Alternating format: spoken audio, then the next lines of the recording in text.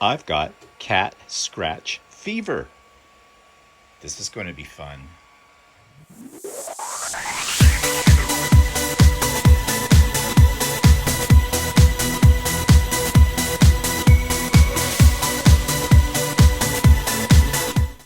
Good morning, everybody. It's Stephen here for Bland Designs and the Idiot Quilter, and welcome to my weekly vlog for July the 17th, 2023, vlog number 321.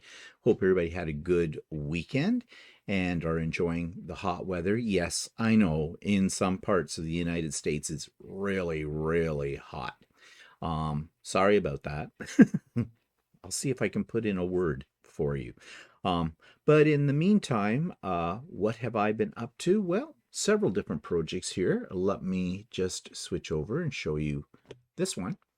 You've seen this in various stages. This is the Mirror quilt. I made this for my sister-in-law, who happens to be out here right now at the moment. So I'm hoping I will be able to see her and my brother in a day or two. And if she likes it, it's hers. If it doesn't suit her aesthetic, then that's fine. I have other ones she can choose from, and yeah, we'll go from there. I won't be offended because she's not a quilter. She's a home decorator, and so she's looking at this quilt as part of home decor. So, you know, that puts it in a different ballpark altogether. But not too worried, but I like it, and I think the quilting kind of gives it a three-dimensional effect when you look at it. It looks like you're looking down into those squares. So anyways, I'll talk more about this quilt tomorrow on the Idiot Quilter. And I'll also talk more about this top that I just got finished. I haven't put it on Lucy yet. I have some ideas for how I want to quilt it and some embellishments I want to add to it as well. This is the Tom T. It's by Tracy Perks. And Tracy Perks is from the UK, and her style in her patterns is to make them up almost like they're pixelated. They're all 2.5-inch unfinished squares. So a lot of cutting, but I think the end result is really great. So I'll talk more about this as well tomorrow on the Idiot Quilter. And this is my next project, and this is an Art East pattern. You may be familiar with Art East patterns. It's by a gentleman and his partner that live in, I believe they're in Nova Scotia, or are they New Brunswick? I think they're Nova Scotia. And they design some really unique looking quilts. This one's called Cat Scratch. I only have 2 of the 6 kitties done at the moment. The kitties are all kind of different. Either the way they're facing or with the fat or the position they're in. So these are the first 2. A lot of pieces to cut for this, but I'm really kind of having a good time with this. So I've already cut out the pieces for the next couple of cats, and I might get started on that later today. Again, I'll talk more about this project on tomorrow's Idiot Quilter. Okay, so that takes me to the YouTube channel of the week. This one is by someone that I have reviewed before. He is a fellow Canadian.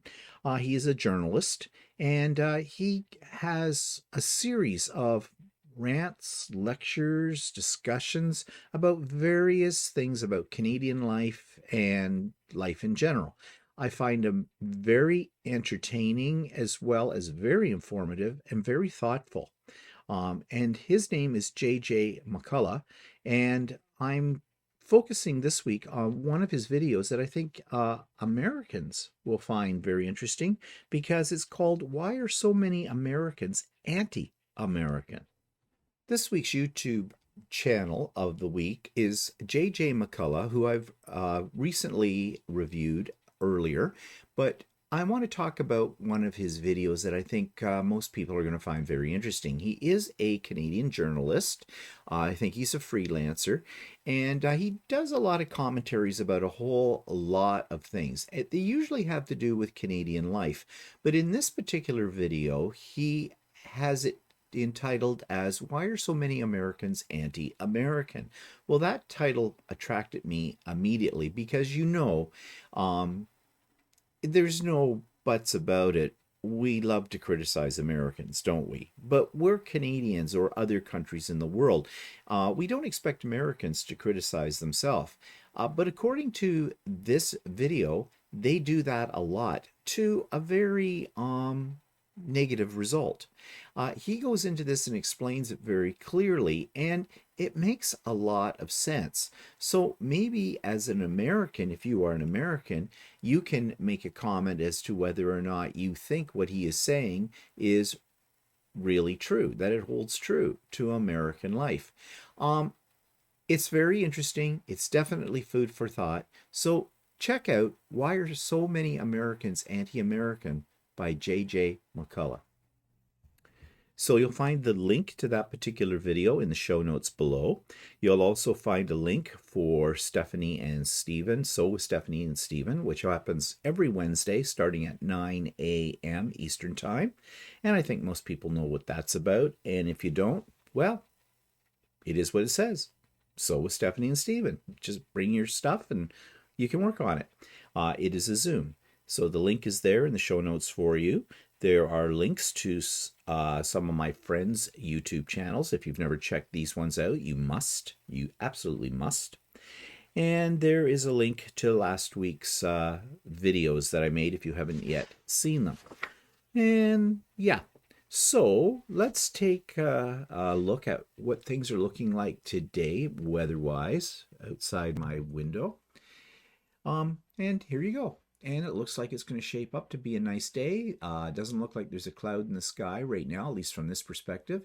The grass is green. The flowers are up. Right now, current temperature is 19 degrees C. The high today, I have no idea what it's going to be.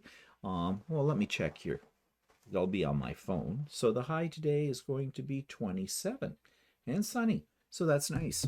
Yesterday was a nice day. It started off with a little bit of rain, but that cleared up by noon time. And yeah, in fact, we enjoyed the nice weather. It's warm, but it wasn't humid and hot. It was very pleasant.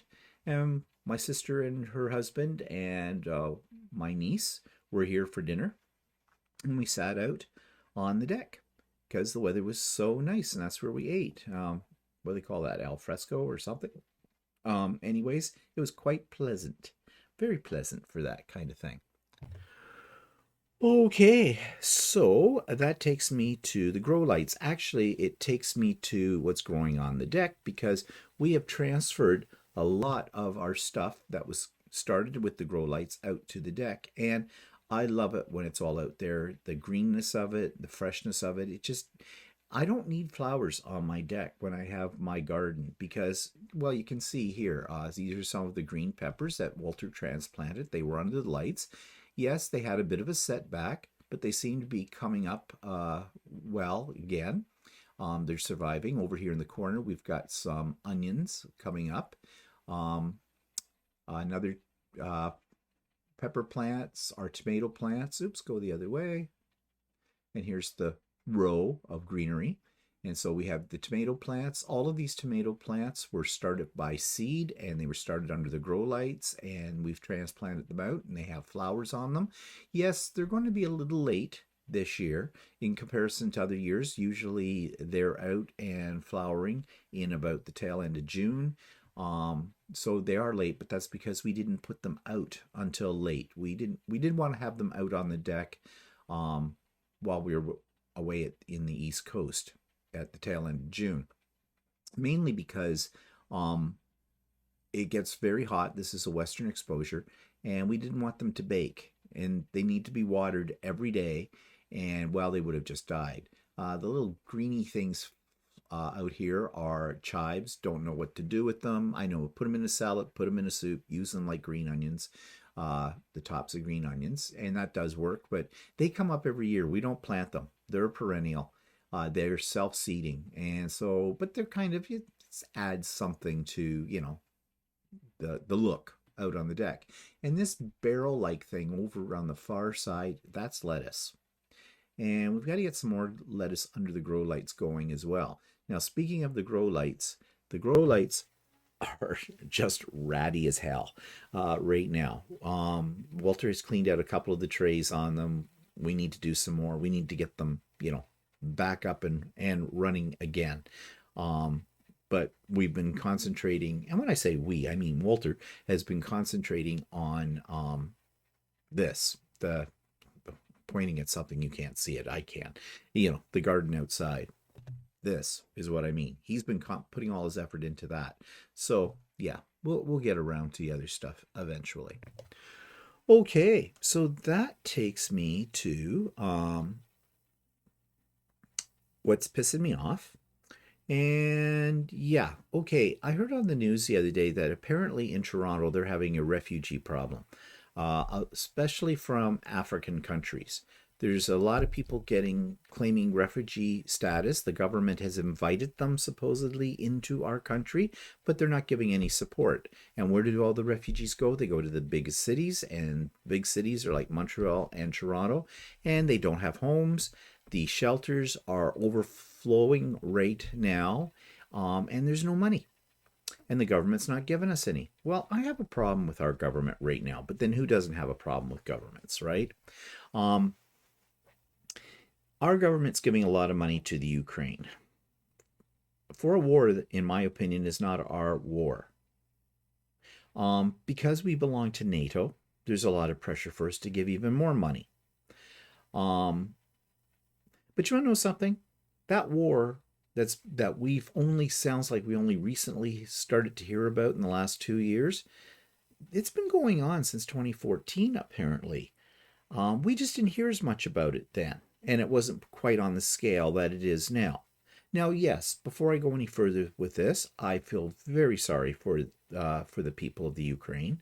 I do believe that it is our duty as global citizens, as a country, to help out the Ukraine as well. But at what cost? And the cost is all of our money, our tax money, is being poured into this war between Russia and the Ukraine. Meanwhile, on our city streets, we have people that are homeless.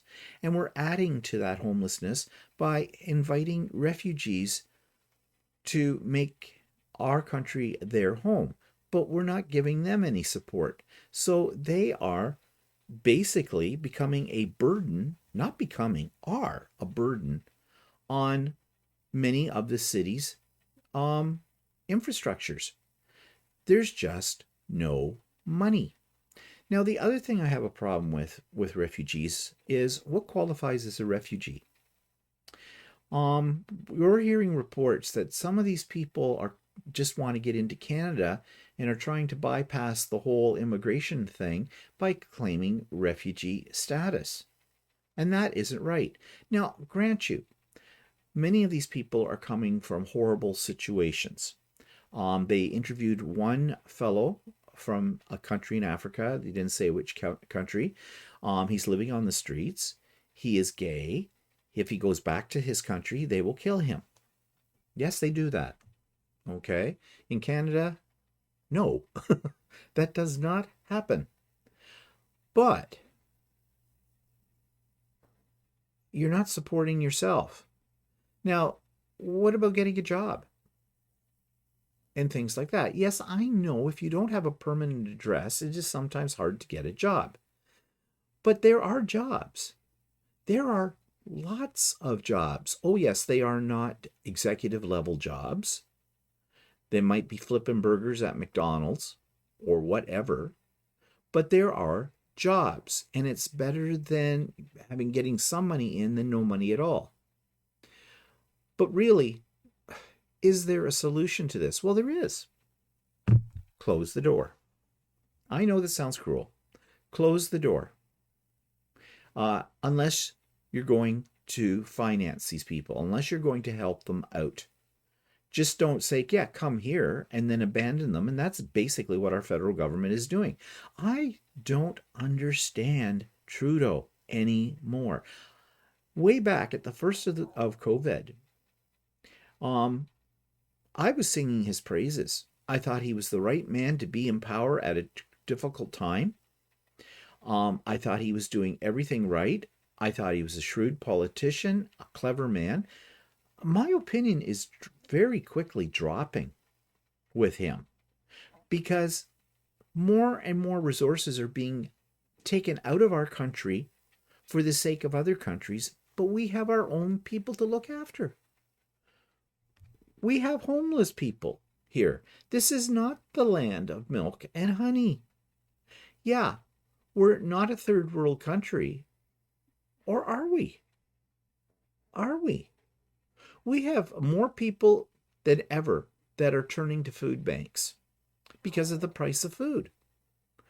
Mind you, some of those people that are going to the food banks are the working poor. Well, they're also the working poor because, they're living in a 4,000 square foot house. They have 2 Mercedes Benz in the driveway.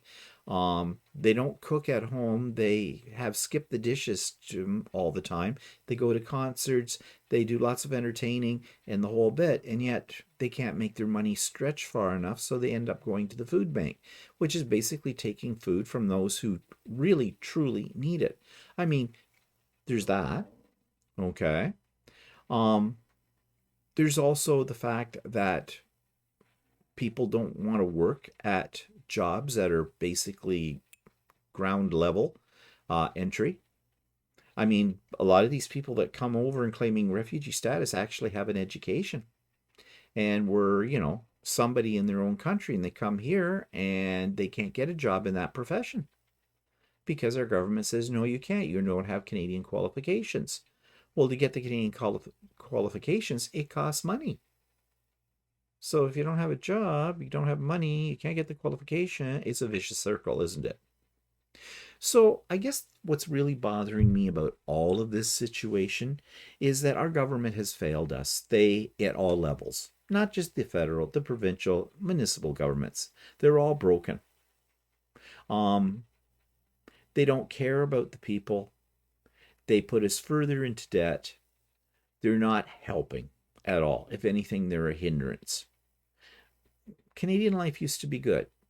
This was a great country to come to and live in. Your human rights are protected. It's a vast country physically.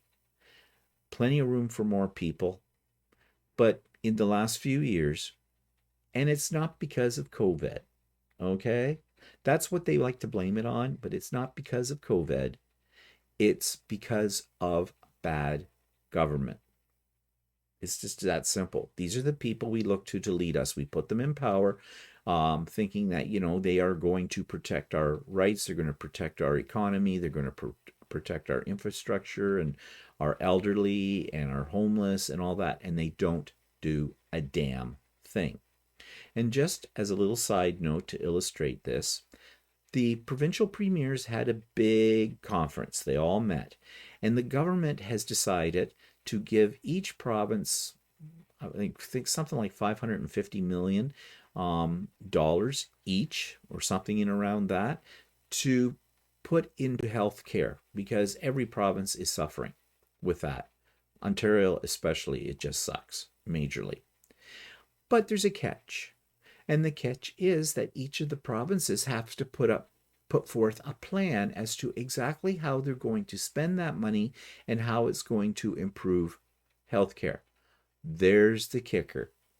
Because the provincial premiers, the provincial governments haven't got a clue.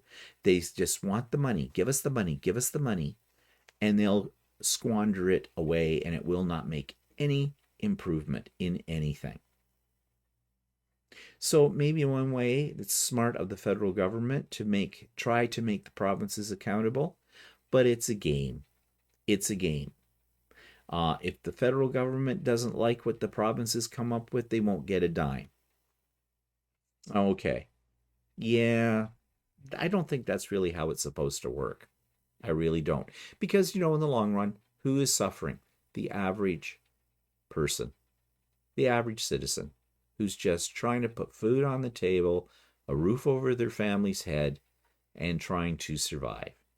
And apparently, the politicians don't want us to survive. Well, guess what? If we don't survive, who's going to put you in power? In a democratic way. Maybe they don't care. Oh well. Such is life. Okay, let's move on to the 3D corner. I don't really have anything to show you. I've been having problems though with one of my printers, and I haven't isolated the problem yet, been able to figure it out. Basically, it's making my parts very rough that I'm printing, and in some cases, layers are separating. Now, I do know that certain things can be tried, or there may be certain problems, and I've been trying those out, but I haven't found the solution yet. But this happens with 3D printing. You'll go for a while with thinking you've got everything dialed in to exactly what's going to give you the best result, and then out of the blue a problem happens and you're scratching your head and it's like you're going back to square one. But thank God for the internet. And for a lot of people who do 3D printing and are more than happy to share the problems and their solutions to those problems on YouTube or on web pages. And that's where I get a lot of my information.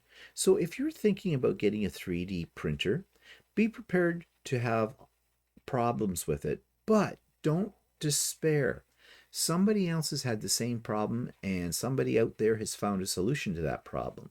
You do have to do some research. You do have to hunt. And it can be very frustrating, but it's there.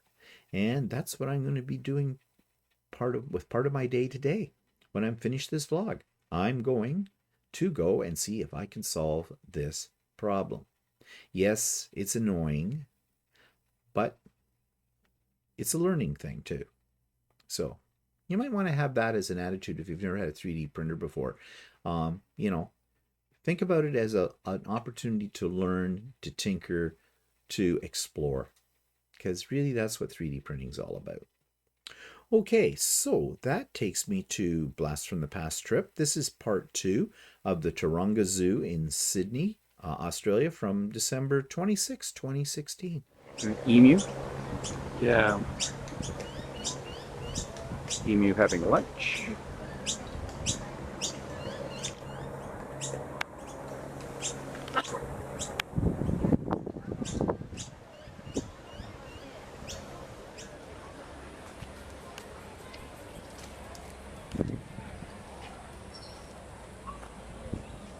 Are red kangaroos. They're really quite big.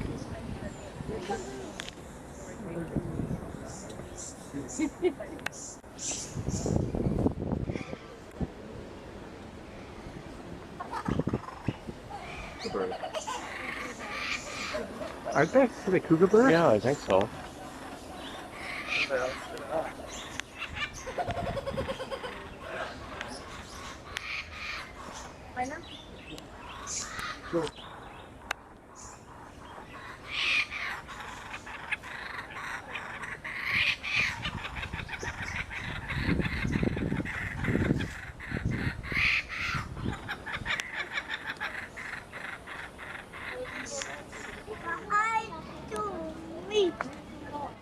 Oh, okay.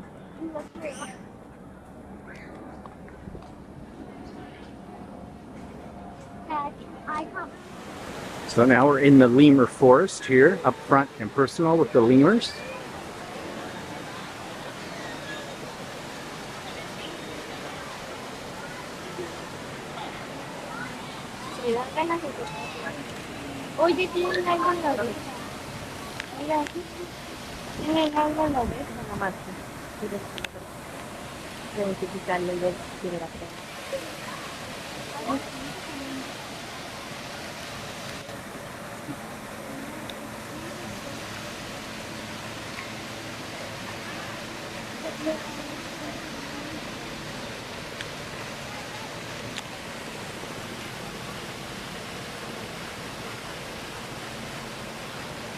You're not supposed to crouch down. You're not supposed to crouch down.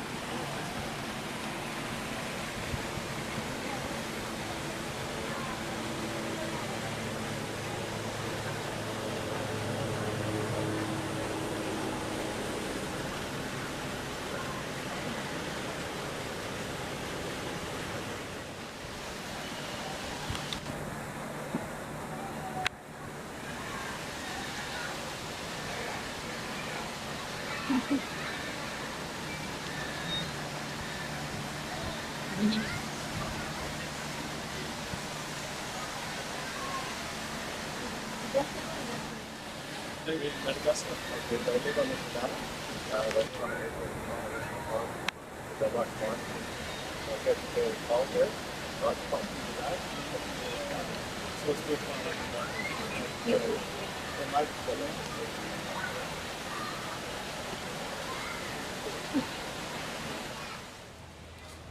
there's these crazy looking little birds. Whatever they are. Polly, you want a cracker? Look like really ugly turkeys. Turkeys are ugly already.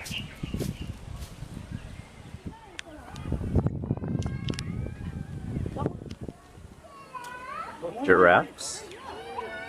This is the African part of the zoo.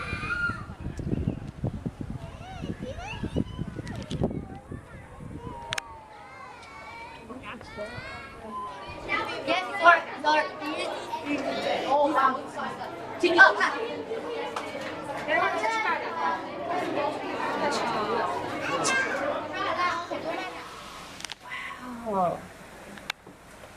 Isn't he beautiful? He likes you, Grace.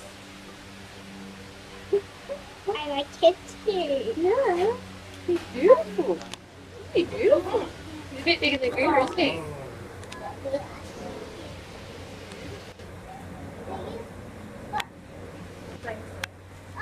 It is older than that cat. Maybe. It might be. He's three. Grace, you stand back here. The man's trying to take a photo.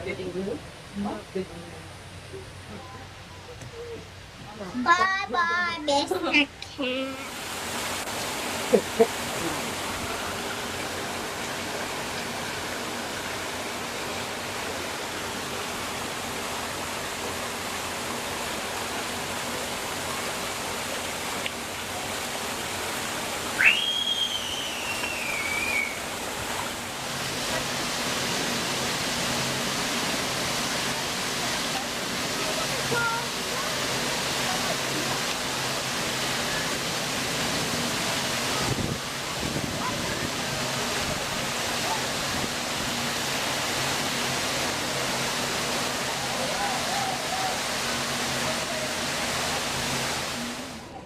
So those two one are out in New Zealand, so they live all the way to Antarctica. And that small one, but this there.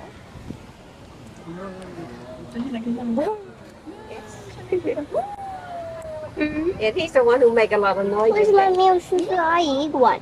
他们飞进去了呀，他们飞进去work 了。That one there is New Zealand. 他躺着像我。 This is out looking across from the zoo, across over to downtown Sydney. And all the boats in the harbor. I don't know if this has anything to do with the regatta today or they're just anchored here. Probably just anchored here. Yeah, well, the guy probably left already. Yeah. Oh yeah, probably. Just pleasure boaters.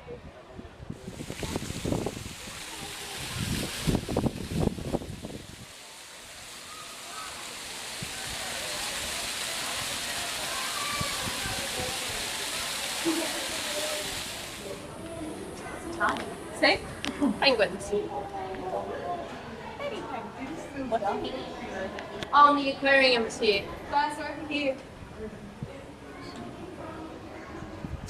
That's where emotions. Loft, I guess. Where is he? Oh, he's on the other side. Here they are. Putting on their own little show.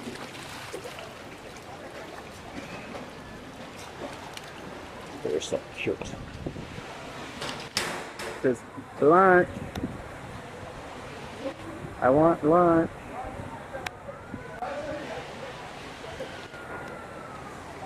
What a size of them.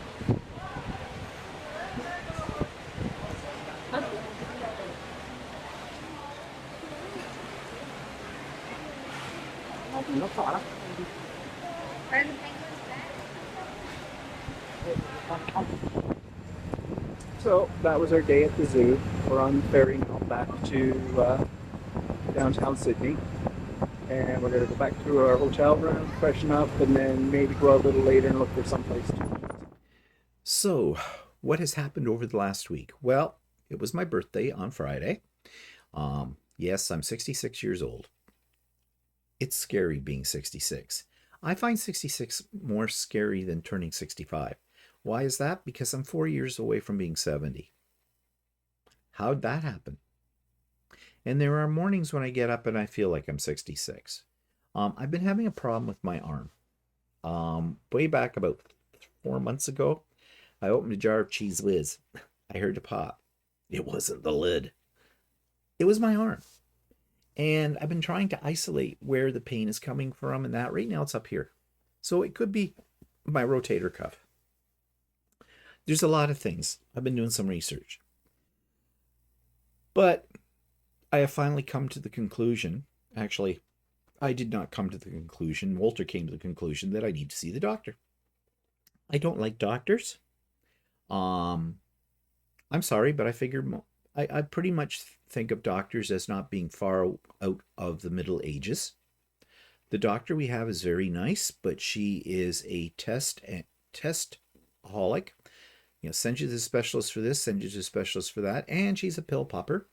She's always got a drug for you as well, and I don't like taking drugs because you don't know, when you take multiple drugs, there can be reactions. And doctors do not know drugs, okay? They're not pharmacologists in most cases. So who do you believe, the doctor or the pharmacy guy, the pharmacologist, about things? But I digress. So yes, this coming Friday, I have an appointment with the doctor, and to say to her, doctor, it hurts when I do this, and she'll say, don't do that.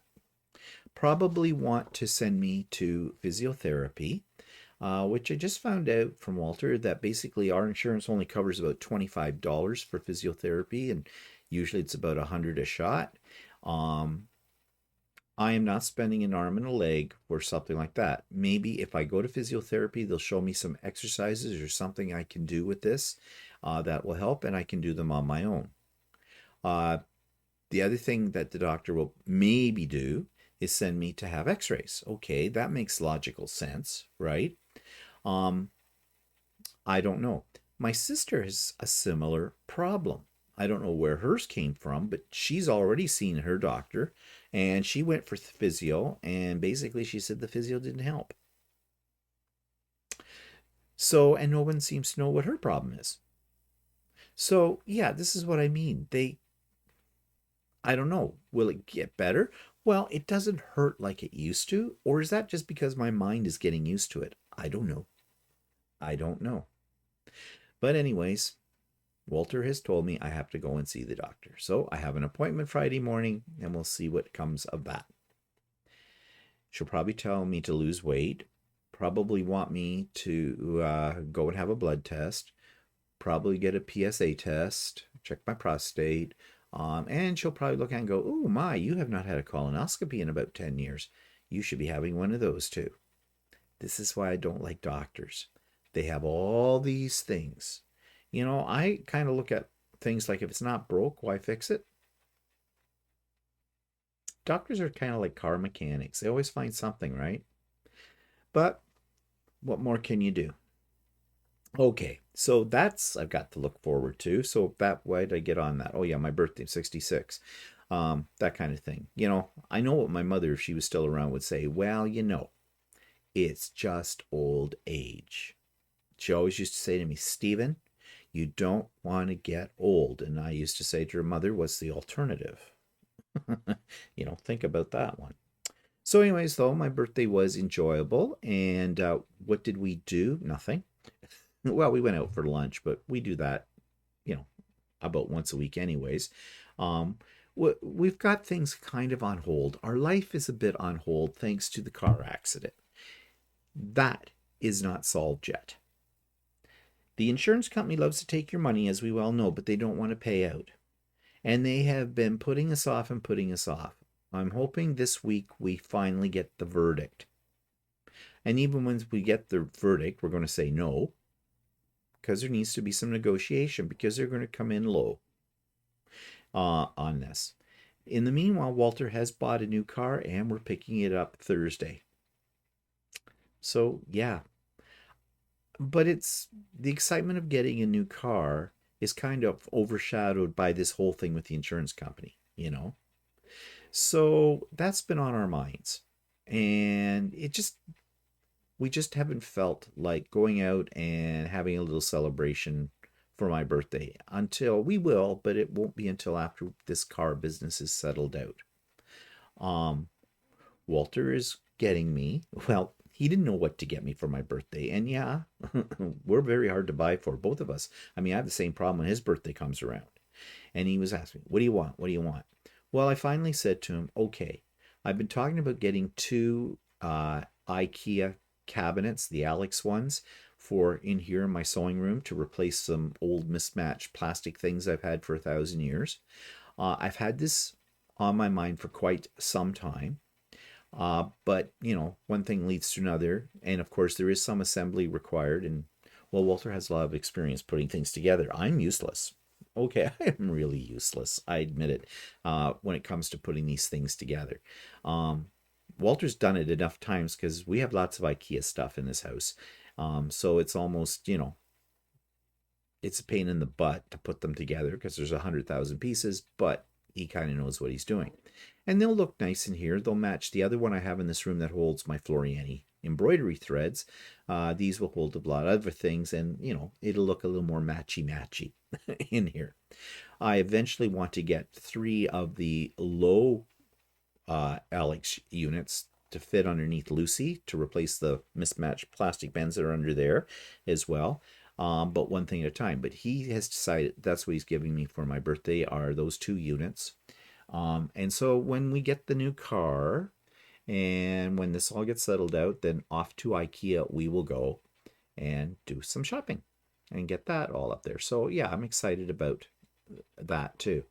You know, you get excited over new cabinets for your birthday. Well, it's a practical gift, right? And that's okay by me. So yeah, that was my birthday. We had the pop-up sew day though. Stephen's birthday bash pop-up sew day. If you weren't there, why? You missed out on a good time. You really did, and I hate you. No, nothing more. But we did have a good time. I think we broke the record for the number of people I've had on a pop-up sew day. I think at the height we had 45 or 46. That was pretty good. People wrote to me in comments or emails saying how much they enjoyed the day and how much they got done. They loved it. That makes me very happy when I hear that people enjoyed themselves, because there's no point to do it if you don't enjoy yourself. So that was great. Also, I want to thank everybody who sent me birthday greetings and wishes and happy anniversary ones, because yes, on Saturday it was our 18th wedding anniversary. Although, as I explained to people on the pop-up sew day, we technically do not celebrate that one because our anniversary is actually the 21st of December, because when we first got together, we couldn't get married legally. So we picked that as the date, December the 21st. That was right in around when we first met, when we first got together. And that's one that we always celebrate. And this year on December 21st, it'll be our 40th. That's our real anniversary. But Saturday was the anniversary of when we were able to legally get married. So then we had that, and a lot of you wished us a happy anniversary as well. And thank you very much for all the warm wishes about the birthday and the anniversary. You know, it's those little things that make you feel good. Really, thank you for making me feel good. So what else? Talked about the new car coming, and what else is happening this week? Nothing. Well, I'm going to the doctor. We pick up the new car, and I have other projects to work on. So yeah. So anyways, that's about it, I think, for me today. I just want to remind you, if you are someone new here and haven't yet subscribed to my channel, I hate begging, please do. My goal, I have a goal. I don't think I'm going to reach it, of having 10,000 subscribers by the end of the year. I'm getting up there. I have over 8,800 and some. One subscriber at a time. And I'm not a new phenomena to this. I have been doing a YouTube channel since 2012. Yeah. So it's taken me 11 years to get up to 8,800 and some. Yeah. So, but if you come here regularly or whatnot, it costs you nothing. Click the subscribe button, click the bell. You've heard this 1,000 times from other people, and I hate going over it. But I have a goal. And actually, I have no control over the goal. I just thought about that. Really, it all depends on you, whether I make that or not. So, anyways, maybe I'll do something special if I hit that goal. I don't know. We'll see. Giveaway or something like that. I would love to, okay, I thought I was ending this and I'm not, but I just want to say, I make a lot of things on my 3D printer that are related to sewing and to quilting and things like that. And I know that a lot of you would like to get your hands on some of these because you've asked me, do I sell them? And that kind of thing. And I don't. I would dearly love to be able to give them away, but it's the shipping. The shipping is the killer. I shipped a couple of things down to the States recently, and it cost like $26, $27 to ship to the States. And it's no cheaper in Canada because I sent the same things, the same packaging, the same weight, the same size, the whole bit, to a couple of people right here in my own province. And it cost about $3 less than what it cost me to send it to the States. The wonderful world of Canada Post. And couriers are not any cheaper. In fact, if anything, they're more expensive. So, yeah. If I could invent something on my 3D printer that's flat enough to send in a standard envelope that people would really like, I would do that because that would be a heck of a lot less expensive. That would probably cost me about $1.10 for that, as opposed to like $26, $27. So anyways, yeah, now I'm rambling. So it's time to say goodbye. Okay, so I hope you have a great week. Tune into the Idiot Quilter tomorrow. And yeah, we'll see you later. Bye for now.